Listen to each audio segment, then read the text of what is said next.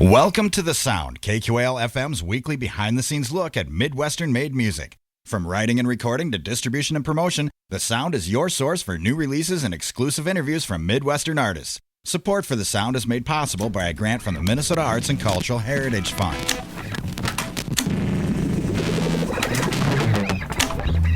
Rolling. Today on The Sound, we're joined by H3O Jazz Trio. Starting in 2011, the H3O Jazz Trio is composed of Eric Hokish. I'm sorry, Eric. I'm so sorry. Give me a little help here. It's Hoikeshoven. I'm joined by Eric Hoikeshoven and his son Max. They worked with numerous Minnesota. They worked in numerous Minnesota music halls, including Hall of Famers, including Let's Field, the Seivers, Dr. John Paulson. They've worked in local. They've performed for local TV stations, NPR News, the Midwest Music Fest, and now they're on 89.5 KQAL. And I promise you, this show's gonna go a lot better than that intro did. Stay tuned. But here's their first song. This is "High and Low" by H3O Jazz Trio, right here, 89.5 KQAL. Oh goodness, hold on, that's weird. Running into some problems here. Oh, there it is. Okay, so this is "High and Low" by H3O Jazz Trio here at 89.5 KQAL.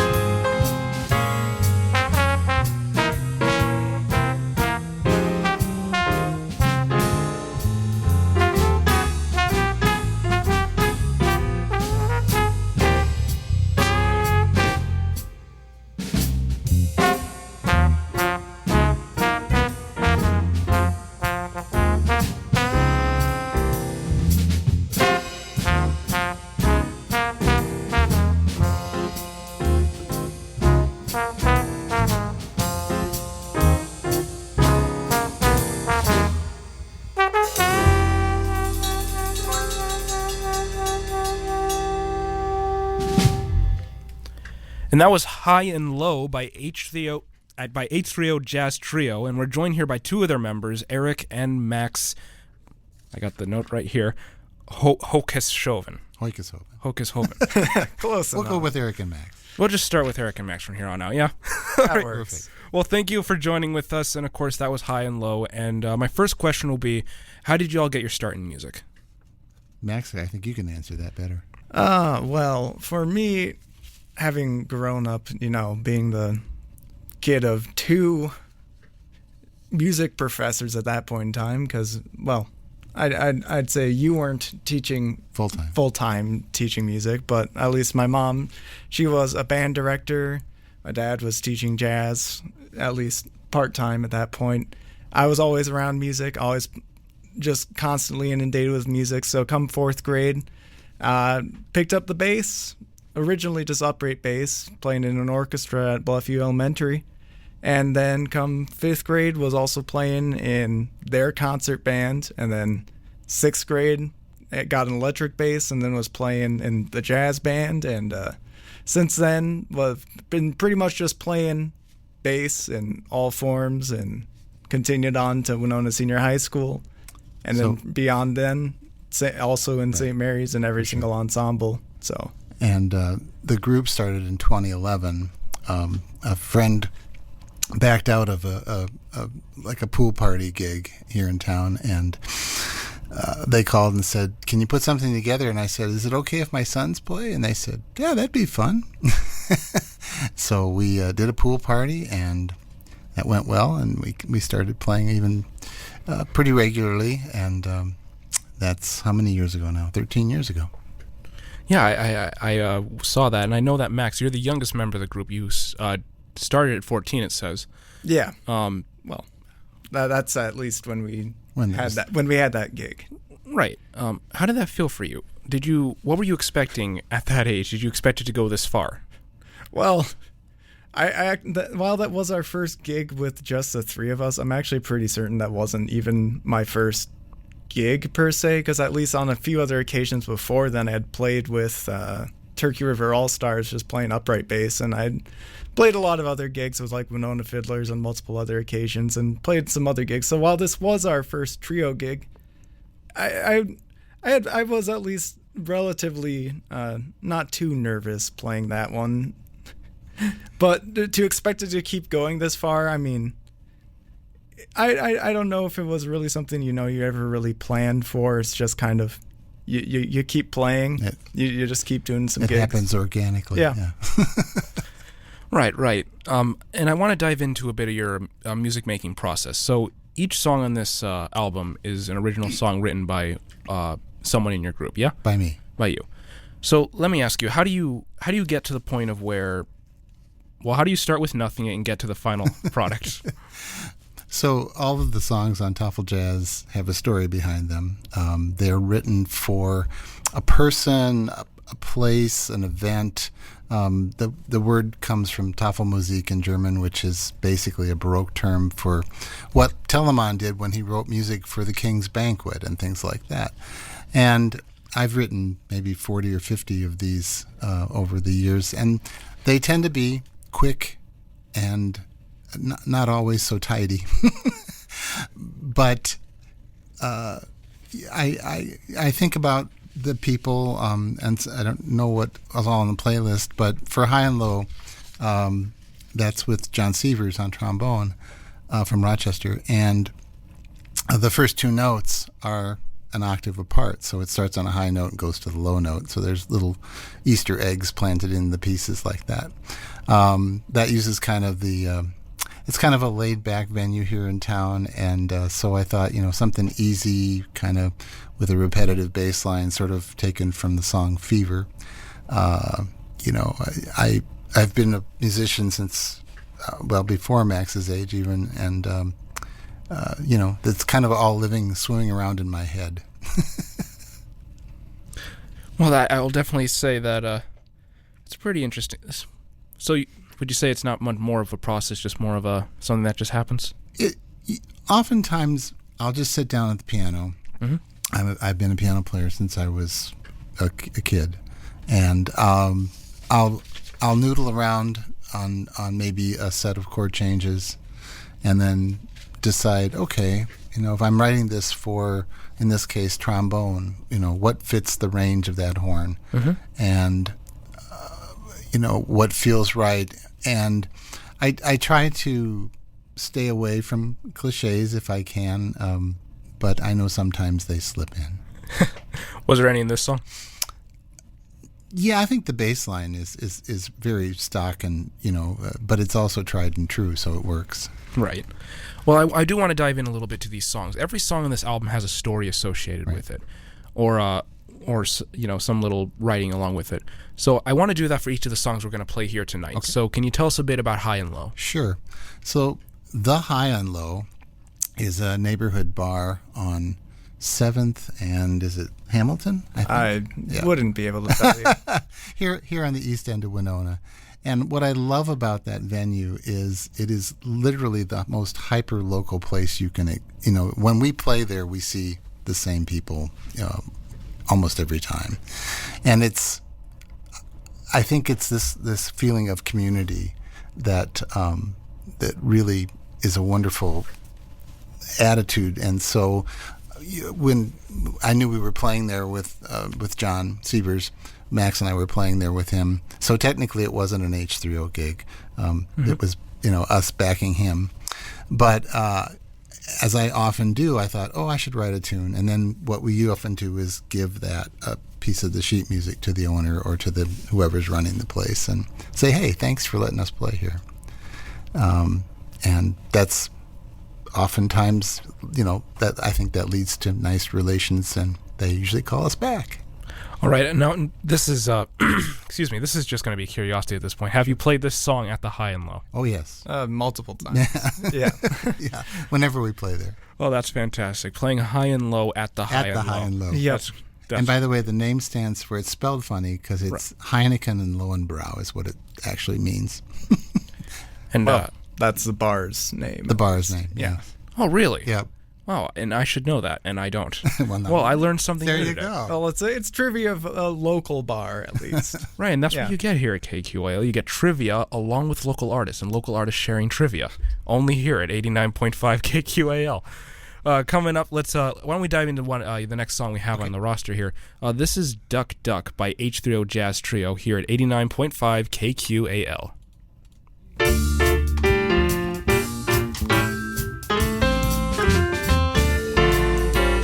Duck, duck, gray duck, duck, duck, goose. Do you know the name? Duck, duck, gray duck, duck, duck, goose. Are they both the same? Duck, duck, gray duck, duck, duck, goose. What's up with the name? Duck, duck, gray duck, duck, duck, goose. How to play the game? Run around a circle, bop 'em on the head. Is it duck or goose? Here in Minnesota, we prefer the duck, and this one's on the loose. Duck, duck, gray duck, duck, duck, goose. I guess it's all the same. Duck, duck, gray duck, duck, duck, goose. I dig that crazy game.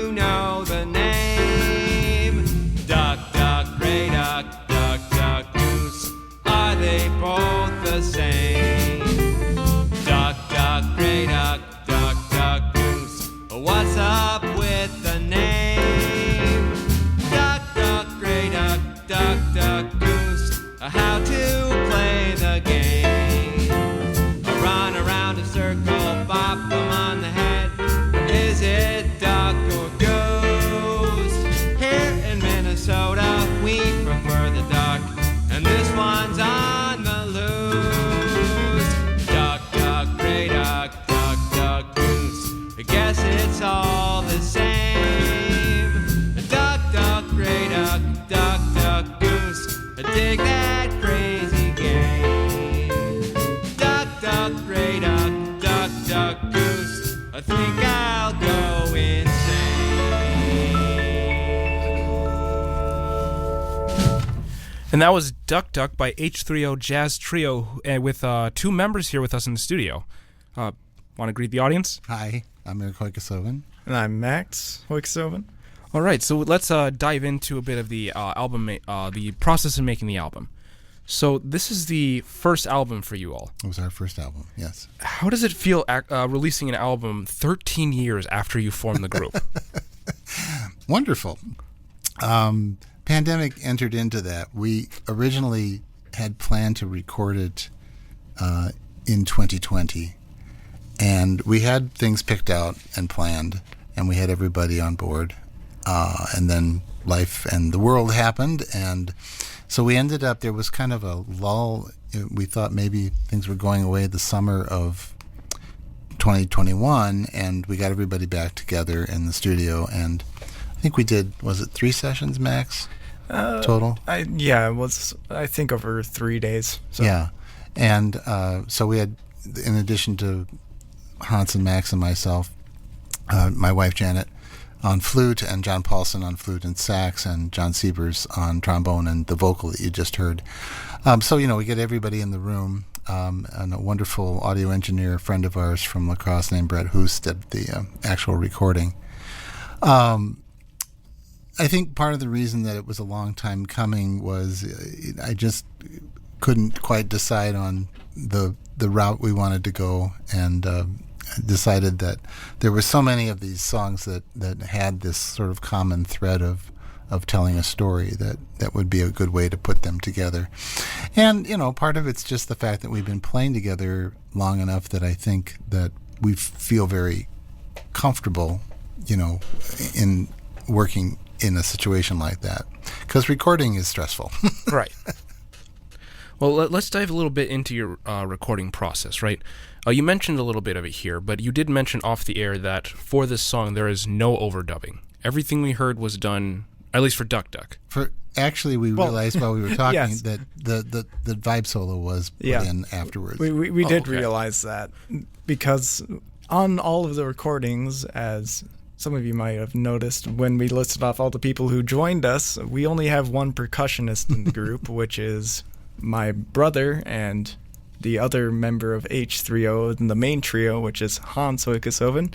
And as a result, because we had the vibe solo, we had the drum playing in the entire just live recording, if I remember correctly. Mm-hmm. And then we had to add the vibe solo into that last song that we just played, Duck Duck. So just added the vibe solo afterwards. Oh, okay. I got that. Yeah. But your question, I think, was that John was singing and then playing trombone, and that was in real time. Yeah, that's what you mentioned to me, which is quite impressive in and of itself. I do want to. This is going to be a little bit of a tangent because it's just a curiosity of mine. H3O. I'm guessing H stands for Hoykasoven. Yes. The 3 is, of course, 3 of you. What is the O? Well, 3O is an abbreviation for trio, oftentimes. Oh. Like you'll see, I've seen it on other things. Usually it's just it's shorthand for trio. Really? Yeah, so you're right, though. We thought putting Hoykasoven on any kind of advertisements or signage would be, would not work well. Well, I honestly thought when I first saw it was a pun for water. Like H2O and it's H3O. We're told is it heavy water or something like that? Yeah, 3 hydrogen. Yeah. Yep. It was something I kind of clicked on. I was wondering if it was just rolling in my mind. I was like, I have to ask this. I got the chance. Well, good. If it makes you curious, that's part of the charm. Right. It's good. It's good to get that curiosity out there. Now, in your recording process, for this album, you've recorded with a couple other musicians. You mentioned John Paulson and John Seivers. Mm-hmm. So let me ask you, how was it like recording with them? Well, they're all good friends, or in the case of my wife, family. And the boys and I have played with John Paulson and with John Seivers on different occasions. And we all, I think, are are close enough that we kind of understand, how things are going to work. And I knew that they were all commensurate, professionals, that if I handed them a chart, they could probably play it cold. But I know they practiced. Right. I have one more question to add here. So you have, So you're a family of father and two sons. Mm-hmm. What do you think that the fact that you all are family, what do you think that adds to the process of performing music and making music, if it adds anything?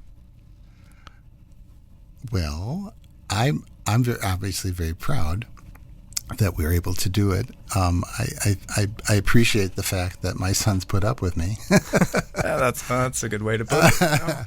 But I also know that it's there are some fairly famous jazz families out there, the Marsalises, the Brubecks,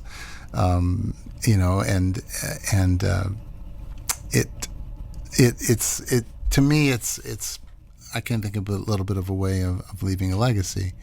I don't know how long we'll play together.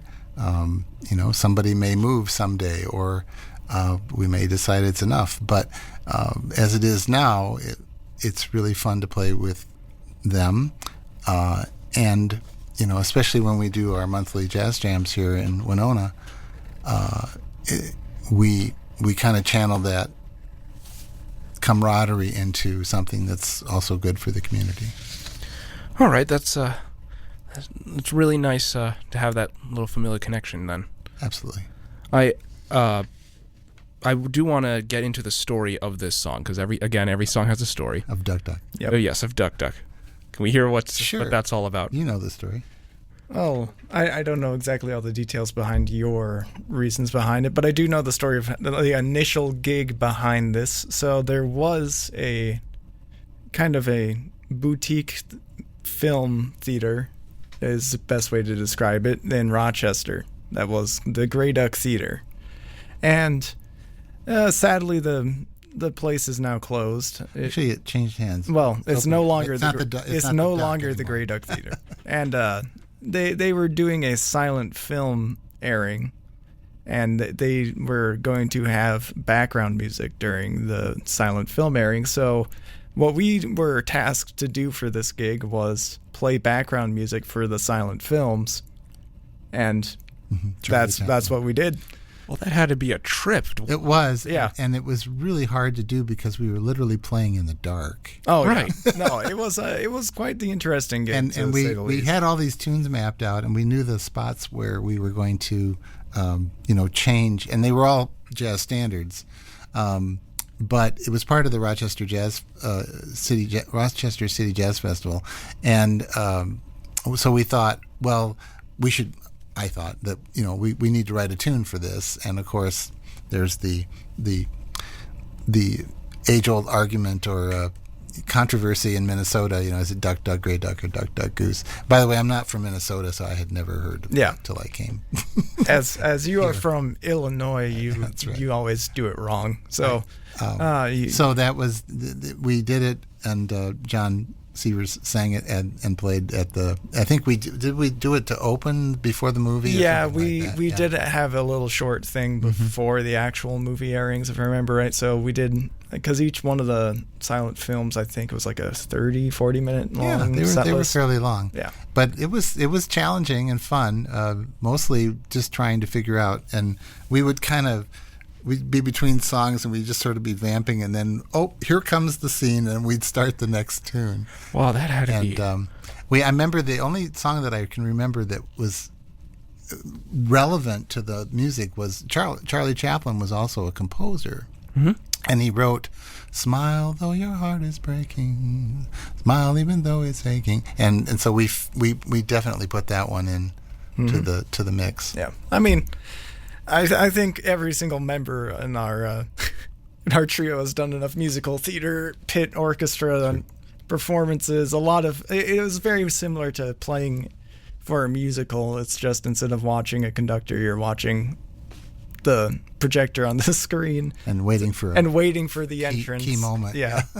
It was like waiting for the keyframe to go to the next entrance. Pretty much, it was an interesting performance. Yeah, and that's the origin, at least for the gig. Yep. That caused. Yeah, the song was inspired by the Grey Duck Theater and the story of Duck Duck in Minnesota. All right, so just to clarify, you would say Duck Duck.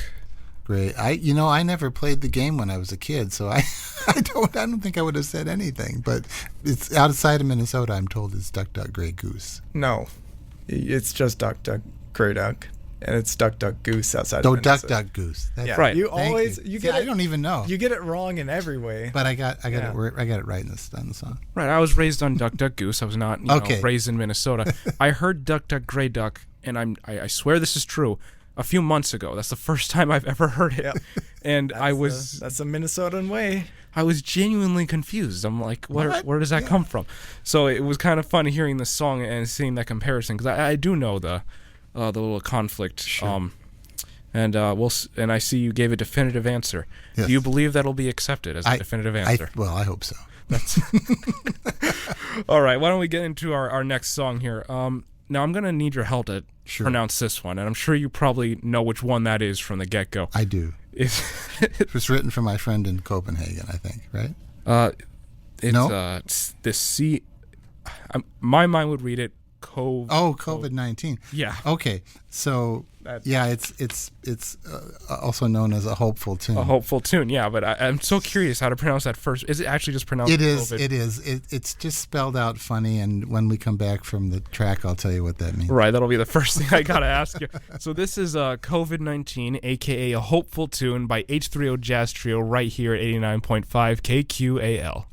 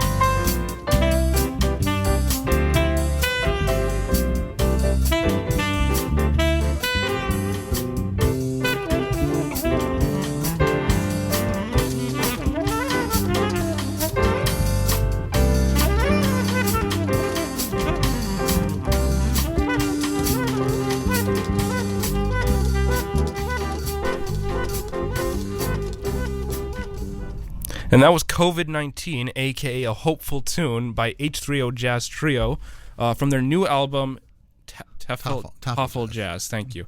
And they're joined here with us in the studio. Let's just start things off with just the title of this song. Right. It's a roller coaster. If you see it, it's big C, little 0, O, and then capital V-I, and then small d -1/9. That's it for the listeners out there. That's what's on the album. So it was the pandemic, and we're all sitting around the house with, basically sitting around the house. And I was writing a lot. I was doing some serious writing, also doing a lot of fun writing, and I wanted to do something, and I looked at that and I said, okay, well, C with the O could be a primary key, so that's the key of C. The VI is a Roman numeral for 6, which is we use 6 chords, and then the 1/9 is the octave with the 9th over the top. And I wrote the song so that each time the melody starts, a new part of the melody, it starts on the 9th, and it follows a 1-6 minor 2 progression, which is what those spell out. And I don't remember when we finally got to play it, but I brought as I so often do, I just bring these things to the gig unannounced and say, hey, let's play this. Okay. Yep. And everybody says, sure. Go ahead, Eric. How does that make you feel? And they do it to me too. So yeah. It's a mutual thing. And Doesn't really matter. It's just sight reading. Right. And that's how we work these things out. But I was with John Paulson, and I was trying to explain to him the whole music theory behind it, and he goes, "Oh, really? Come on!" And he just rolled his eyes, and he said, "But I like the tune." Now, I'll be honest. I love this song on the album. I do. Reading that title was really rough for me when I was looking at it. I'm like, okay. That's why we gave it the alternate title, and we were hopeful. I mean, because that was written pretty early, like in the late spring of 2020. Yeah, it was right away, pretty much. It might have been like April. Yeah. Let me tell you, music theory majors and stuff like that, people who study music, I guarantee you they'll probably get that on the first try. I have a friend who did music, and he hit the nail on the coffin with this. Okay. And it was just. I also have there's 3 or 4 when they started doing the mutations. Mm-hmm. I have 3 or 4 things called mutation walls, mutation blues, and they're based on that B117 progression, and those didn't make it on the album. Well, is there a story behind this song that is separate from its own title, or is there more to it? Or? No, not really. It was just born of the pandemic, and so I guess that the story would be that it was written because of the event was COVID. I do want to dive in a little more into your songs. So when on your website it says that these are quote songs for an occasion. Mm-hmm. What is the occasion these songs are for? Or are each one meant for a different occasion? Yeah, they're all different. I mean, they're in this case it was the pandemic, and Duck Duck it was written for an event. High and Low was written for a place. Oh, so then all the stories we're going into are the occasions you're referring to. Okay. Yeah. All right, perfect. Well, when it comes to your songs, we of course have 2 more that are coming up. So, and you don't know which ones I've chosen. I don't. But all your songs have stories. Are there any songs on the album that we haven't covered yet that really stick out to you that you just feel the need to share? Well, not knowing which ones you programmed. I should have showed you. Okay. What do we got? We got last 2 there. We'll dive into those ones. Okay, great. So I'll talk about one that's not on there. The Great Expectations is the only solo piano piece on the album, and it was. I have a 2.5-year-old grandson named Felix, so almost 2.5-year-old grandson, who lives here in town. And he was born in October of 21. I was about to say. When's Felix's birthday? I know it's October 1st. And I sat down at the piano one day, and there's an old saying that good songs write themselves. Mm-hmm. And I literally just played Great Expectations pretty much cold. And what I'll oftentimes do is if I think I'm going to forget something, I'll quick grab my phone, put the voice memo on, and play it 2 or 3 times so I sort it out in my head, so that when I wake up the next morning and I'm like, how did that song go? I have, the reference for it. But it didn't change that much. And again, the listeners can't see the album cover, but they can find it at h3ojazz.com. There's very prominent in the lower left-hand corner is a picture of Felix when he was about just a few weeks old. My wonderful designer friend Terry Leader did a fantastic job with the cover art and illustrating some of the different stories that are on the album. So that one is especially meaningful to me personally, since he's my first grandchild. Right. Yeah. Well, I do want to ask you, Max. So we dove into the fact that Eric, you've wrote all the songs on this album. Yeah. Max, do you know if you or Hans have any wants or desire to write some songs yourself? Wants or desires to write songs for myself.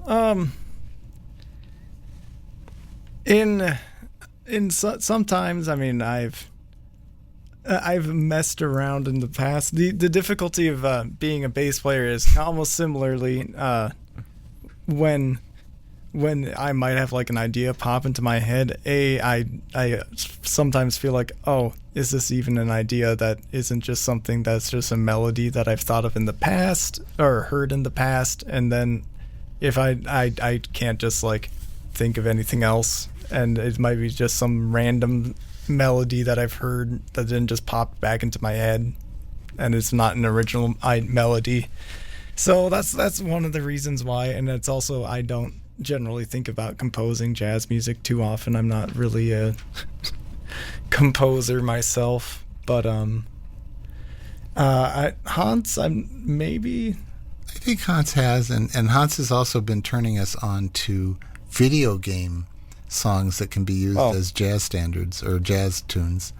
People who are aware or know my work will know that I would support that completely. Okay. Yes. Well, come down to Blooming Grounds next Friday, and we'll probably play some of those. So yeah, I mean, stuff like some of the standard. I'm trying to think of common run. Some of the stuff from like Super Mario Galaxy.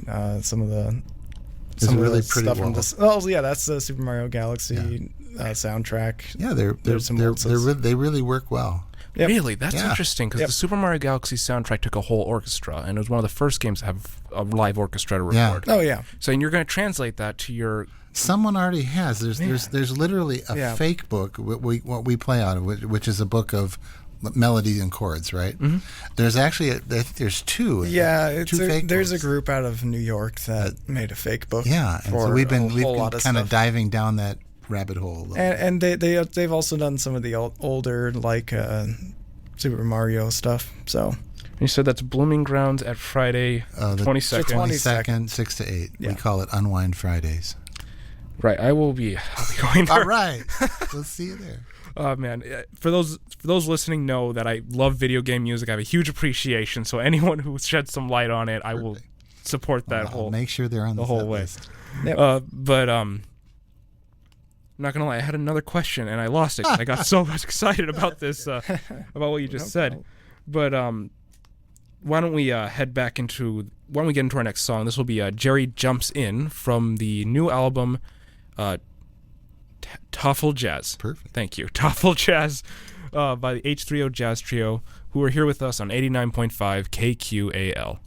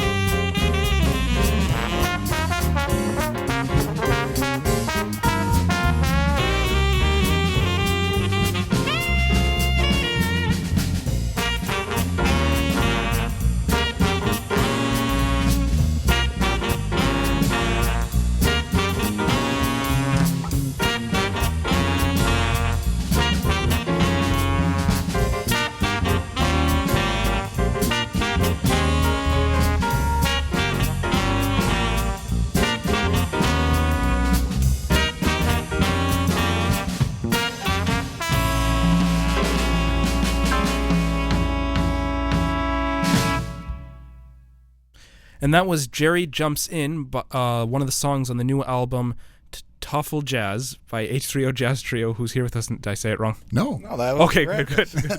Who's here with us in the studio. So let's just get right into it. What is the story behind Jerry Jumps In? So this is a bit bittersweet. It was written for a dear, dear friend of ours named Jerry Paulson, who was a trumpet player. And he passed away very unexpectedly, I think on New Year's Day about 5 years ago. But it was written before that. It was written for him, and Jerry and I were playing, I believe it was a duo gig in Rochester years ago, and I brought it in. I said, "Here, I wrote you a fast blues. There's a tune which it basically is a ripoff of it called Lester Leaps In, and written for Lester Young, and it's just a simple blues. It's what we call a riff blues. The melody is the same all three times.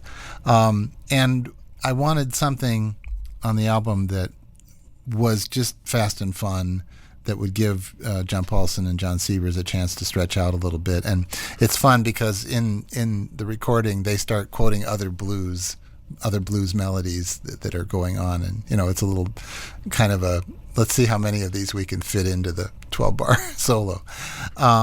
And it just, you need, whenever you do a project like this, you look at things and you say, I need balance, I need a ballad, I need something up-tempo, I need a bossa nova, I need a waltz, much like when we put our set lists together for any job. All right. Well, I do want to talk a little more about that Lester Leaps In. Why do you think that song inspired you for this song? Why was that the one you based this on? Or was that just coincidental? No, it wasn't. I mean, I liked the song, and we had played it together before.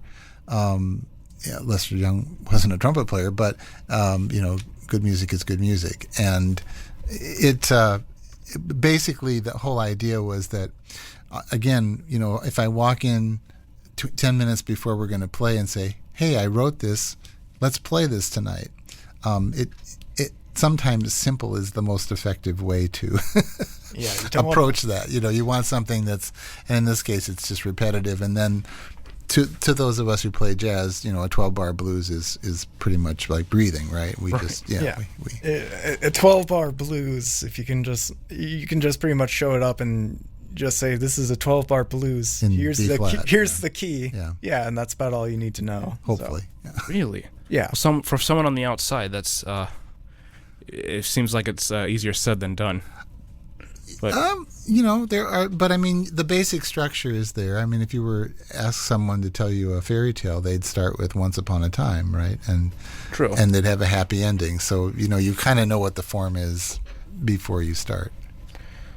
All right. Well, let's go into a little more about the future of your jazz performing. Sure. I noticed you guys do. I think it was once a month you perform at the Island City Brewing Co. We do. It's this Sunday, the 17th, 2:30 to 5:30. It's usually the third Sunday of the month. Mm-hmm. We've been doing that, coming up on 6 years in September, I believe, and it's an open mic for jazz. So anybody who wants to come and sit in with the trio is welcome. And we've had everything from a 4-year-old playing a shaker egg to a 94-year-old playing trumpet, and everything in between. And it's a really fun, family-friendly afternoon at the brewery. And then in April of, I believe it was 2021, we had talked about this, and I said, we don't even put a tip jar out, but if we did, what if we collected money for a local charity, local nonprofit? And the owner at the brewery at the time and I talked, and I said, how about we do this? If they put in $50, I'll put in $50, you put in $50, and we'll triple the amount. So we thought we'd get like $100, and the first time I think we collected like $400, and so he and I were both on the hook for $400. And it has, I believe now we're up to something like $45,000 to local nonprofits since, it's just over 3 years. So it'll just be 3 years next month. And I think we're all proud of that, and it's this month. It's especially fun because it's for the Winona International Friendship Association, which is the group that sends young students to our sister city in Japan, Misato, where Max and I have both been. You've been there twice, haven't you? Yes, once. Once with the ambassadors. Once on a regular trip, and then the second time for the anniversary. The anniversary trip where they wanted a jazz band and a basketball team. Yes. We were the jazz band. All right, so this last time you said something that really excited me, which was your performance this next coming Friday, and now you're telling me you've been to Masato, which, again, is just... Now I'm just jealous. Oh, well, it's a beautiful city. And yes, it is. And really lovely people. It's a great place. But, so, it's really fun. And, we call it a jazz open mic, but we've kind of gone pretty far afield. We've had people do... some cowboy songs, and I think the local uke group is coming in this week to play a couple of tunes. Although they did Fly Me to the Moon or something like that. They tend to do standards. They try to stay somewhat within the confines of what you'd say is jazz, which is a very wide. Jazz is a big tent. Yes, it is a very wide tent of music. But that's that's our regular monthly gig, and then the Blooming Grounds gig, and we've last summer we played up at Danziger Winery in Alma quite regularly, and hope to do that again this summer. We did some of the local events in Fountain City and Buffalo City. We're playing at a new venue in Rochester next week called 1928 Cocktails and Bites, I believe it is, which is programming jazz. I think it's Friday, Saturday night, which kudos to them. So, where can people keep up with this? Because you just mentioned quite a bit of activity. Oh, that's fine. Our website has an up-to-date calendar. It's H3O, the letter O, not zero, H3OJazz.com. All right, and this leads to another question. The Island City Brewing Company has just recently changed ownership, and that won't affect your monthly performances.